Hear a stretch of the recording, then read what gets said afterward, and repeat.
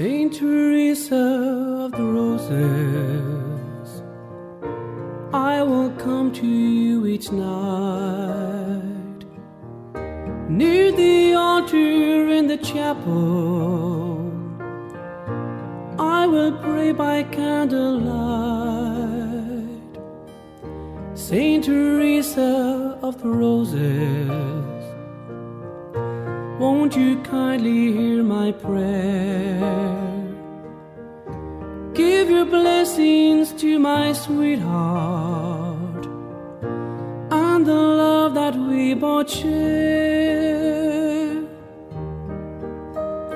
Won't you guide us and protect us through the years that lie ahead?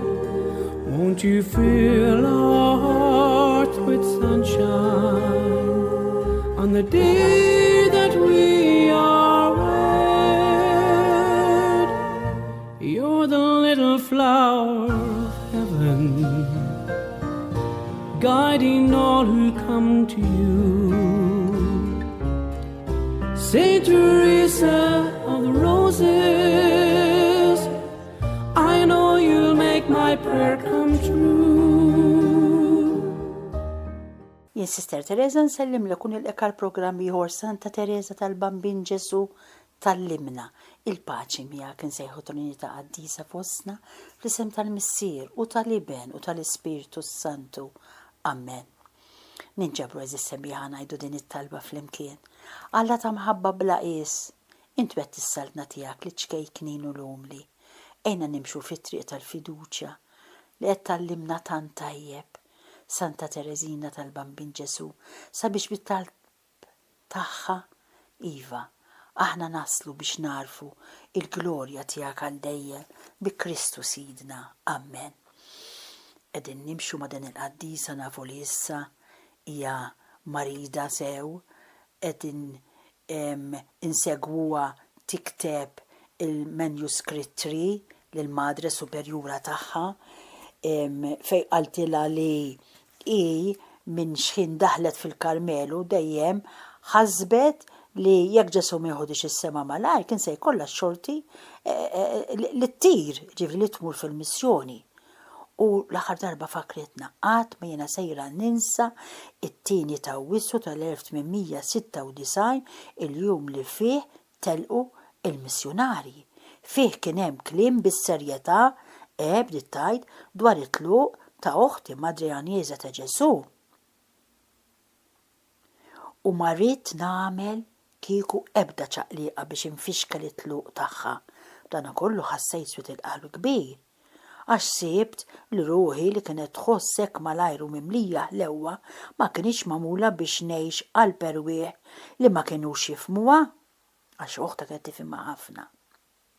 Ħsieb ieħor beda jinġema fl-ispirtu tiegħi u Ġesu baqa' siket, ma ordinax lit-tempesta u jien qedtlu Alla tiegħi għal imħabtek nilqa' kollox, jekk inti trid dan jien irrid insofri sa ma mmut bidwejjaq.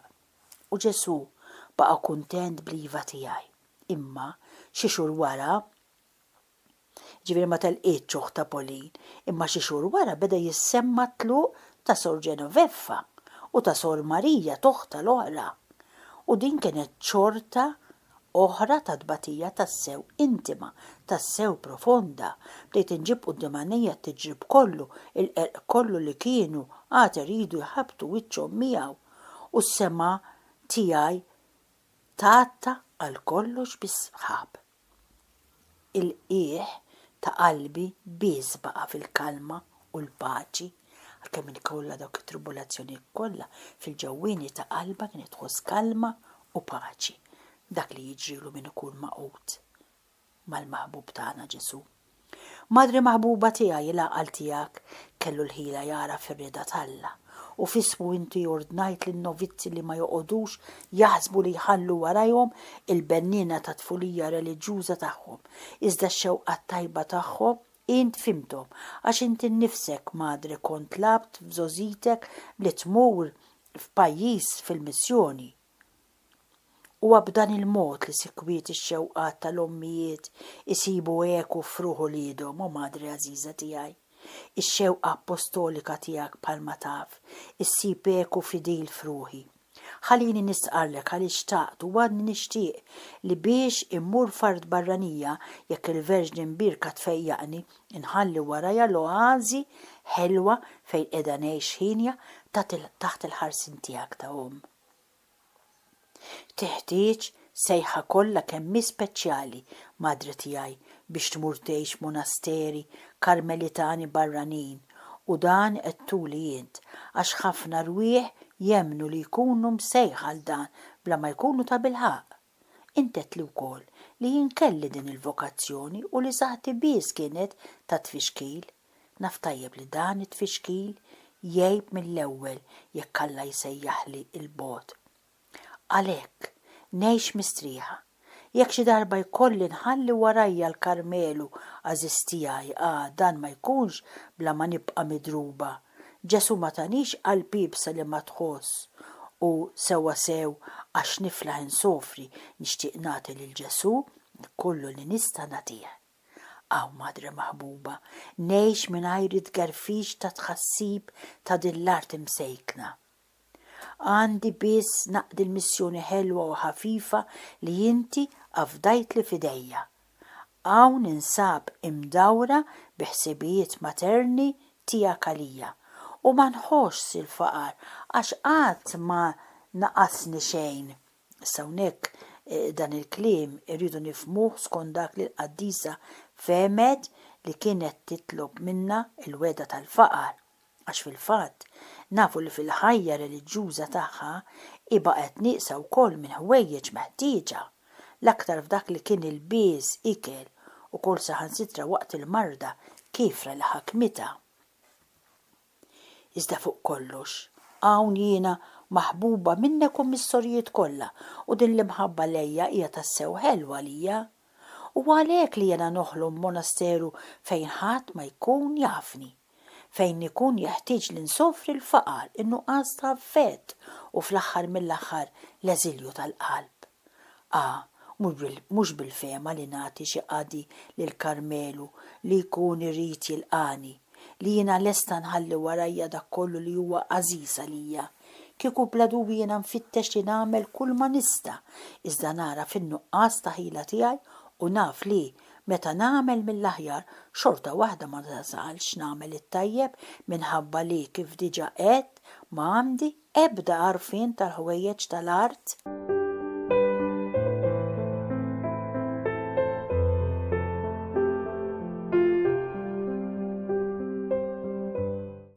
Għax din Tereżina meta kienet fid-dar billi kienet li żgħar fil-familja kienet drat li tħalli jagħmlula kollox l-oħrajn. Xaqadi żgħir kienet toqgħod tistenna min ifaħħar għalih pereżempju. Imbagħad fil-Karmelu kien jqusuha radba żejjed fix-xogħol u l-uffiċċju li kienu jagħtuha. Kienet maduda bek li jietuħu kollox bil-lajma. Il-għan waħdini tiegħi jkun li nagħmel ir-rida ta' Alla waqt li nissagrifika li nnifsi għalih bil-mod li joġob lilu.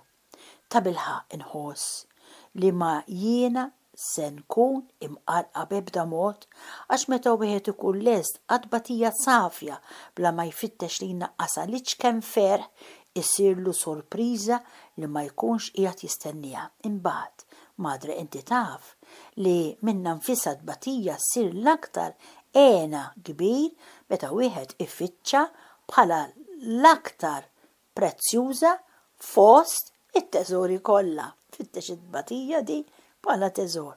Ole, mhux bil-fema li nitenna bil-frott tal-ħidma tiegħi li rrid kieku nitlaq minn hawn li kieku dan kien il-għan tiegħi ma kontx inħoss din il-paċi ħelwa li qiegħda tfawwal lil qalbi u minflok kont insofri minħabba li ma nistax inwettaq fir-realtà din is-sejħa tiegħi li mmur fil-missjonijiet imbeda. Min żmien twil il hawn lanqas għadni tiegħi nnifsi la darba natajt għal kollox lil Ġesu u mela huwa ħieles li jagħmel bija dak li jogħġbu l-aktar. u tani l-ġibda għall-eżilju sħiħ u għamel li jiena naraf id-batijiet kollha li kont kieku niltaqa' magħhom waqt li staqsini jekk kontx irrid nixrob dan il-kalċi sal-qiegħ tiegħu. Jien mill-ewwel rrid naqbad u naħtaf din it-tazza li Ġesu preżentali. Imma hu waqt li ġibet idu lura għamel li nifhem li kien biżżejjed li jien kontetlu l-iva tiegħi. U madre tiegħi minkemm xorta tankwiet neħilsu meta nagħmlu il-weda tal-ubbidjenza. Kemm huma ħinja is-sorijiet li mhumiex superjuri. Il-boxla waħdanija tagħhom hija r-rieda tas-superjuri u għalhekk huma dejjem żguri li jinsabu fit-triq it-tajba. M'għandhomx jibżgħu li jkunu mqarqa, lanqas jekk ikun jidrilhom li s-superjuri żgur li jkunu qegħdin jiżbaljaw, iżda meta jifqu milli jibqgħu jaħarsu lejn il-boxla li ma tiżbaljax, meta jitbenu mit-triq li turihom bl-iskuża li huma jridu jagħmlu r-rieda ta' Alla li xi drabi lanqas hija ċara għal dawk stess li jmexxuhom f'ismu, jiġri li r-ruħ malaj tibda tiġġerra fit-traqat nixfa fejn l-ilma tal-grazzja joqsilha malajr. U dan mhux għar-reliġjużi biss. Hawnhekk qed jgħid li jekk jiena bħala reliġjuża, jien bħala Sister Teresa, jiena nobdi dak li tgħid lis-superjura. Anki jekk inħoss li dak li qed tgħid lis-superjura għalija mhux tajjeb, imma jiena nkun bixxa żgur fit-tajjeb. Għax lila poġġiha hemm. U anke fil-familja dan. U irid jiġri anke fil-familja. Li l-missier japprezza dak li tkun tajt il-mara ta' qegħdin tifhmu, hemm Alla li jmexxina, hemm Alla. Madre maħbuba, inti il-boxla li Ġesu tani sabiex imexxini fi żgur lejn ix-xtajta eterna. Kemm hija ħaġa ħelwa li nżomm ħarsti fissa fuqek u bekk nagħmel ir-rieda tal-mulej wara li ħalla li nsofri mit-tentazzjonijiet kontra l-fidi u nnifsu kattar f'qalbi l-ispirtu tal-fidi li jagħmel li jiena nara fik mhux bis-som li tħobbni u li jiena nħobb, imma fuq kollox jagħmel li jien nara li l-Ġesu ħaj f'ruħek u li permezz tiegħek jurini r-rieda tiegħu. Dana għandna nagħmlu aħna paraliġjużi, għandna nagħmlu aħna wkoll fil-familji. Naf tajjeb madre tiegħi li inti qiegħda timxi miegħi bħala ruħ dgħajfa, tifla żgħira mfiżda, hekk li ma nsibix ħaġa qiebsa li nġorri t-toqol tal-obbedjenza. Dana kollu jidilli skont dak li nħoss fil-qiegħ ta' qalbi li ma kontx nibda l-imġiba tiegħi u l-imħabti għalik ma kienx tonqos li kieku kellu jkun jogħġbok li timxi miegħi b'mod jibes għax xorta waħda kont nibqa' nara r-rieda ta' Ġesu meta tkun qiegħda iġġib ruħek b'dan il-mod għall-akbar ġid ta' ruħi. Din is-sena madri għażiża tiegħi, Alla ħanin tan il-grazzja li nifhem x'inhi l-imħabba.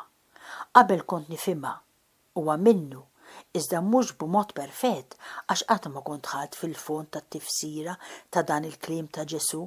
It-tieni kmandament jiġbaħ lill-ewwel wieħed. Ħobb lil għajrek bħalek innifsek. Tajt li l-nifsi fuq kollox biex inħobb lil Alla. U jien meta ħabbejt lilu li fimt li mħabti ma kellix tissarraf biss fil-kliem għax mhux kull min jgħid li mulej jidħol fis-salma ta' smewwiet, iżda min jagħmel ir-rieda ta' Alla. Din ir-rieda Ġesu għarrafa kemm il-darba.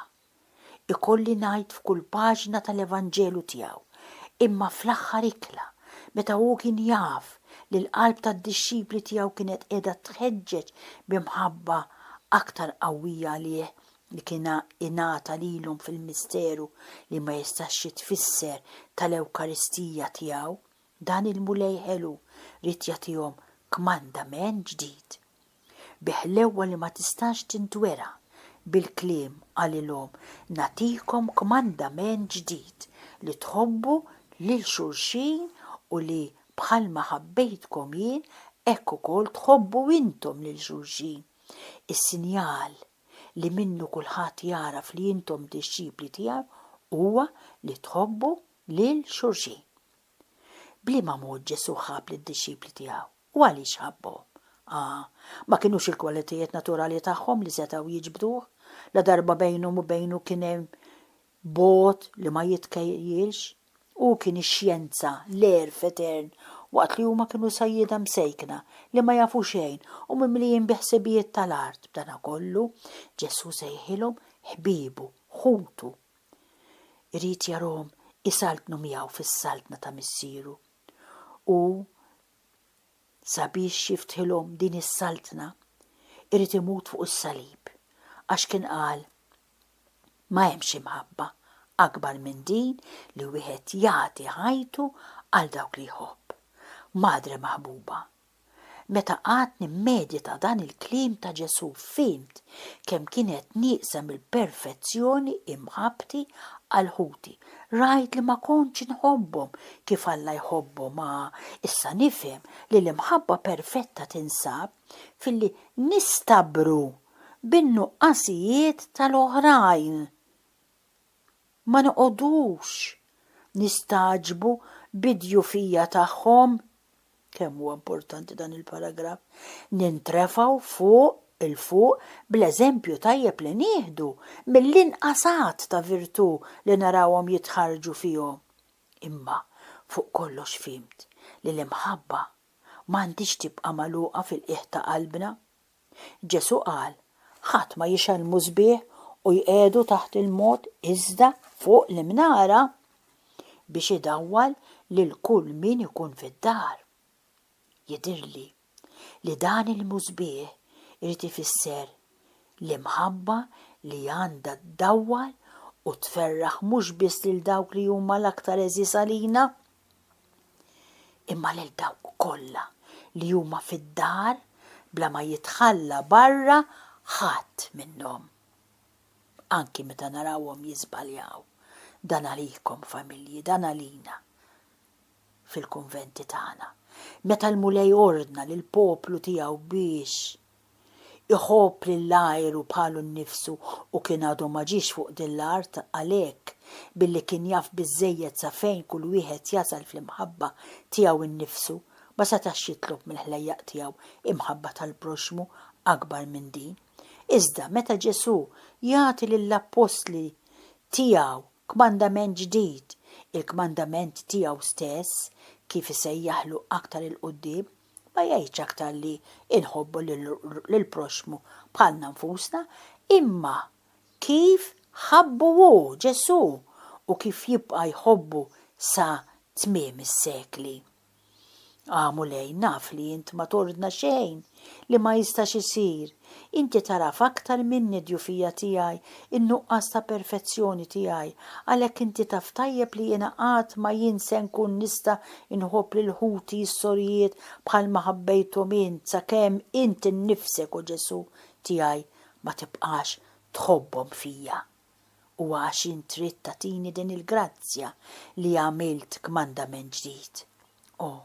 Kemm inħobbu dan il-kmandament ġdid. La darba jiżgurani li r-rieda tiegħek hija li tħobb fija. Dawk kollha li inti tikmandani nħobb. Iva, jiena nħoss li meta nħobb lill-oħrajn huwa Ġesu għadu li jkun qiegħed jaħdem fija aktar ma nkun maquda miegħu, aktar inħobb ukoll lil ħuti s-sorijiet kollha u intom familji lil żwieġkom, intom lil martkom, lil uliedkom, lil kulħadd. Meta nkun irrid inkattar fija din l-imħabba fuq kollox meta d-demonju jfittex li jġibli quddiem għajnejja n-nuqqasijiet ta' din jew dik is-sor jew persuna jmini li tkun l-inqas waħda li tinżilli naġġel infittex fija il-virtu tagħha, ix-xewqat tajba tagħha, ngħid lil nnifsi li jekk rajta taqa' darba f'xi nuqqas sata kellha għad kbir ta' rebħiet li tħalli mistura għall-umiltà u la saħansitra dak li jidilli li huwa xi nuqqas fis-sewwa kollu jista' jkun qatt ta' virtù minħabba l-fema tajba tagħha. Ara kemm tagħti eżempji sbieħ. Di Sor Teresa kienet tgħallem lin-novizzi biex qatt ma jiġġudikaw ħażin lill-proxmu u qed tajda lili u lilek illum eżis semmija. Qed tallimna biex qatt ma niġġudikaw ħażin lil proxmu. Jien ma nsibix bitqila tikteb li nilqa' din il-verità għax darba kelli esperjenza żgħira li wrietni kif qatt ma għandna niġġudikaw lill-oħrajn. U sa tirrakkonta, fil-ħin tar-rikreazzjoni il-purtinara daqqet il-qampina darbtejn. Kien meħtieġ li jinfetaħ il-bib il-kbir tal-ħaddiema biex idaħlu minnu xi siġar għall-presepju. Ir-rikreazzjoni ma kienitx waħda ta' ferħ billi int madri għażiża tiegħi ma kontx qedem, għalhekk ħsibt li kienu sejrin jibatuni bħala t-tielet waħda x'kienu kun hemm bżonn li imorru tlieta. U kont inkun ħinja, is-sottoperjura qalet lili sabiex immur jien jew dik li kienet qrib tiegħi. Mill-ewwel bdejt inneħħi l-fardal minn fuqi, iżda bil-mod biżżejjed sabiex is-sieħba tiegħi tilħaq tneħħih qabli għax ħsibt li nagħtiha gost meta nħalliha tmuri bħala t-tielet waħda. Is-soru li kienet qiegħda tieħu post il-purtinara kienet qiegħda tħares lejna bit-bissima. Meta rat li jiena qomt l-aħħar waħda qalt li jimbsart sewwa li ma kontx sejra tkun int li tikseb ġawra prezzjuża għall-kuruna tiegħek. Ħadd kollox bil-lajn mażżejjed, qalt li. Żgur li l-komunità kollha emnet li jiena kont imxejt bl-irtubija tiegħi tas-soltu. Lanqas nista' nfisser kemm kienet li ta' fejda għal ruħi din il-ħaġa hekk żgħira billi għamlitni mimlija ħniena quddiem in-nuqqasijiet tal-oħrajn. Dan ukoll lanqas iħallini nkun fiera meta jiġġudikawni tajjeb għax bejni u bejn ruħi ngħid la darba hemm min jieħu b'nuqqas l-attiżar tiegħi ta' virtù jistgħu wkoll imorru imqarqa meta jieħdu b'virtù dak li mhux ħlif nuqqas. Għalhekk ngħid ma' San Pawl, ftit li xejn jimpurtani li nkun iġġudikat minn xi tribunal tal-bnedmin, għas jiena stess ma niġġudika lili nnifsi, dak li jiġġudikani huwa l-mulej. Mela sabiex dan il-ġudizzju jkun tajjeb għalija, jew aħjar sabiex lanqas biss niġi iġġudikata irrid li jkolli dejjem ħsibijiet ta' mħabba lejn l-oħrajn għax Ġesu qal tiġġudikawx u ma tkunux iġġudikati. Madre tiegħi, meta taqra dan li għadni kif ktieb tista' forsi temmen li t-taħriġ fl-imħabba tal-aħwa mhix ħaġa tqila lija huwa minnu. Min xhur il hawn ma jeħtieġlix aktar li noqgħod nissielet biex nitħarreġ din il-virtu sabiħa. Ma rridx ngħid b'dan li ma jiġrili qatt li naqaf xi nuqqas, għadni wisq nieqsam il-perfezzjoni għal dan, imma ma jiswilix wisq biex nerġa' nqum meta nkun waqajt għax f'taqbida waħda kont ħriġt rebbieħa. U hekk issa il-malizzja tas-sema tiġi tagħtini l-għajnuna minħabba li ma tistax tiflaħ tarani nitlef wara li kienet ratni rebbieħa fil-gwerra glorjuża li sejra nara kif infisser.